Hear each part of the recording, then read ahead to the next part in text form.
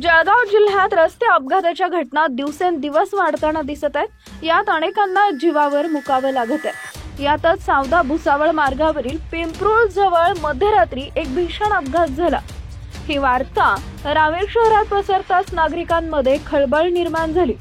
संपूर्ण बातमी जाणून घेण्या अगोदर तुम्ही आपल्या चॅनलवर नवीन असाल तर चॅनलला सबस्क्राइब करा, जेणेकरून अशाच प्रकारच्या अपडेट्स तुमच्यापर्यंत पोहोचत राहतील।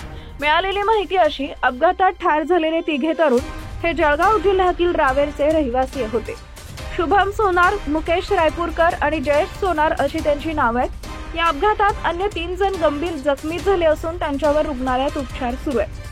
हे सर्वजण भुसावळ इथं हळदीच्या कार्यक्रमासाठी गेलेले होते। कार्यक्रम आटपून घरी परत येत असताना सावदा गावाजवळ चालकाचं नियंत्रण सुटल्यानं त्यांची भरधाव कार झाडावर आदळली। जखमींना जिल्हा रुग्णालयात दाखल करण्यात आले। या अपघातात गणेश भोई, अक्षय उन्हाळे व विकी जाधव हे गंभीर जखमी झाले। अपघातात होंडा सिटी कार अक्षरशः चक्काचूर झाली। कार भरधाव वेगात झाडावर आदळल्यानं तिचं इंजिन अपघात स्थळापासून 20 फूट अंतरावर पडलेलं दिसून येत आहे। तसेच कारची पुढची दोन्ही चाकं देखील निकळून बाजूला पडलेली आहेत। या अपघातात ठार झालेला मुकेश रायपूरकर याचा गुरुवारी वाढदिवस होता। वाढदिवस साजरा केल्यानंतर काही तासातच त्याचा अपघाती मृत्यू झालाय।